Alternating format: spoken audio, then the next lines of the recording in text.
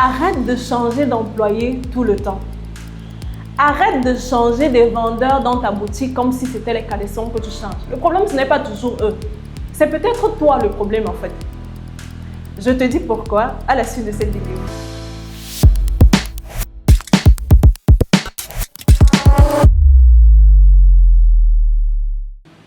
Hello, je suis Vanessa Kougué, conseillère en images.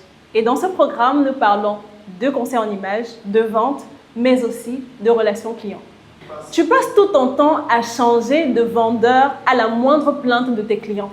À la moindre plainte d'un collaborateur ou d'un autre personnel, tu dois changer de personnel. Mais qu'est-ce qui te fait croire qu'en réalité, c'est ce vendeur-là qui est le problème? Qu'est-ce qui te fait croire qu'en réalité, c'est cette personne que tu as employée toi-même? Parce que si tu le changes, ça veut dire que tu étais bête avant de l'employer. Tu ne savais pas quelle mentalité est-ce qu'il avait. Tu n'as pas pris le temps de regarder son CV. Tu n'as pas pris le temps de le tester. Est-ce qu'il n'a pas fait 1 mois de stage avant que tu ne l'embauches? Mais si tu l'as embauché, qu'est-ce qui n'a pas marché alors? Et si c'était toi en fait le problème? Une entreprise me contacte en me faisant savoir qu'il n'arrive pas à atteindre sa vision. Sa vision, c'est quoi? C'est de créer une communauté autour de son produit. C'est de créer une communauté autour de son entreprise. Mais jusqu'à présent, il n'y a personne qui est vraiment engagé. Il faudrait qu'il ait de nouveaux clients tout le temps, tout le temps, tout le temps. Mais pour créer une communauté, il faudrait qu'il y ait des personnes qui soient déjà abonnées à ce que tu fais, qui aiment ce que tu fais et qui restent. Et après, l'objectif, c'est juste de faire grandir la communauté. Alors, qu'est-ce que je fais? Pendant 1 semaine, 2 semaines, je me propose d'aller jouer le rôle de vendeuse dans sa boutique. Arrivé sur place, quelques jours, ouais, tout va bien. On reçoit la cliente comme on peut. On fait ce qu'on peut avec ce qu'on a. Mais un lundi, il y a une scène qui a vraiment fait le déclic et qui m'a permis de comprendre ce qui n'allait pas. Lundi matin, on finit de faire le nettoyage. On classe les vêtements. On arrange tout. Il faudrait que lorsque le client arrive, bien sûr, je dois apporter ma touche, je suis quand même là, sans pour autant faire la chef. Il faudrait que quand le client entre, il sente que je suis quelque part. Il sente qu'il y a la différence. Il sente que, ouais, on m'accueille bien. Mais une dame arrive furieuse, très nerveuse. Elle ne riait pas. Vous connaissez les mamans étonnes. Moi, il n'aime pas les problèmes. Ils sont comme ça, il n'aime pas la force. Si elle commençait la bagarre maintenant, j'allais faire comment? Bref, elle arrive très nerveuse. Mais madame, on avait rendez-vous hier à 9h, vous n'avez pas ouvert. Qu'est-ce qui s'est passé? Hein? Vous m'avez donné rendez-vous, il est inadmissible que vous me donnez rendez-vous entre 9h et 10h. J'arrive et puis vous n'êtes pas là. J'avais un rendez-vous et je devais utiliser mon vêtement que j'ai déjà programmé pour une cérémonie. Mais à cause de vous, j'ai dû louper l'occasion. À cause de vous, j'ai dû porter un vêtement qui n'était pas forcément mon premier choix. Elle se plaint auprès de la vendeuse. Et qu'est-ce que la vendeuse fait? Elle se met à crier. Au départ, elle essaye de gérer les émotions, mais après, ça ne va pas. Parce que la maman continue d'hausser le ton. Mais non, madame, on vous a dit entre 9h et 10h, mais en fait, on n'ouvre pas à cette heure-là, vous pouviez attendre. Mais j'étais là, j'ai attendu pendant 1 heure de temps, vous n'étiez pas là, vous n'avez pas ouvert. C'est pas à moi de venir vous attendre. Vous m'avez donné un rendez-vous, qu'est-ce qui n'a pas marché? Mais non, madame, de toutes les façons, on a vendu votre vêtement parce que vous n'êtes pas venu chercher ça hier. Quoi? Vous avez vendu mon vêtement? Mais j'ai fait une avance. Qu'est-ce qui se passe? Soit je ne veux même pas l'argent, vous allez me remettre le même vêtement que j'ai programmé hier, maintenant. On ne peut pas vous remettre votre vêtement, madame, on va vous remettre votre argent. Voilà vos 10 000 si vous voulez. J'étais scandalisée. J'étais like, what?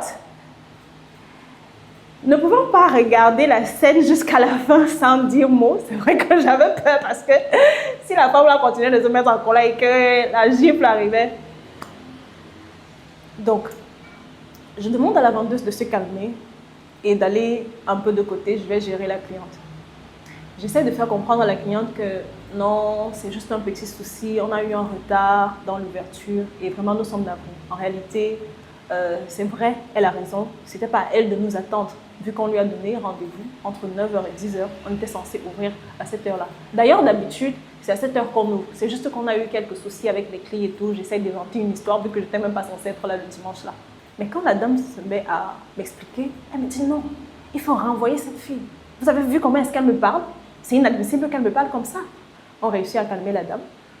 On réussit à faire en sorte qu'elle attende qu'on reconfectionne un vêtement comme celui qu'elle avait prévu. Je prends les images, je prends ses mesures, il faudrait qu'elle soit satisfaite. Elle finit, on finit avec elle et puis elle part.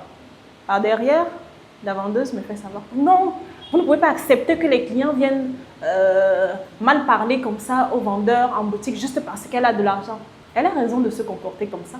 Elle a raison de se comporter comme ça parce que toi, le chef d'entreprise, lorsque tu as ramené cette vendeuse, tu ne lui as pas fait savoir quelle est la vision de ton entreprise. Elle ne sait pas que ton objectif, c'est d'avoir un maximum de personnes. Elle ne sait pas que ton objectif, c'est de créer une communauté.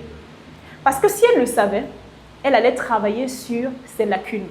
Elle allait travailler sur ses manquements. Donc, avant la prochaine fois de te dire que non, il faudrait que je change de vendeur. Il faudrait que pour ce problème-ci, je change de personne qui est en face. Demande-toi, est-ce que j'ai fait ma part de travail? Demande-toi, est-ce qu'en fonction de ma vision, j'ai pu qualifier des personnes? Parce que peut-être la personne est arrivée jusqu'à ce niveau et après, c'est quelque chose qu'on peut changer. Mais même dans le processus d'embauche, il faudrait que ce soit ta vision, tes valeurs, où est-ce que tu veux aller, qui caractérise le type de personne que tu vas embaucher. Et je ne suis pas sûre que ce comportement-là, ce n'est qu'après 2 mois, après 5 mois que ça va sortir. Tu es capable de vérifier tout en peu de temps pour éviter certaines choses. Donc non, ce n'est pas toujours le vendeur le problème. Ça peut aussi être toi le souci. Toi qui n'as pas réussi à transmettre. Toi qui n'as pas réussi à créer des mini-toi. Toi qui n'as pas réussi à faire en sorte que ça marche. Alors, pour aller plus loin, abonne-toi, commente et surtout partage. À plus!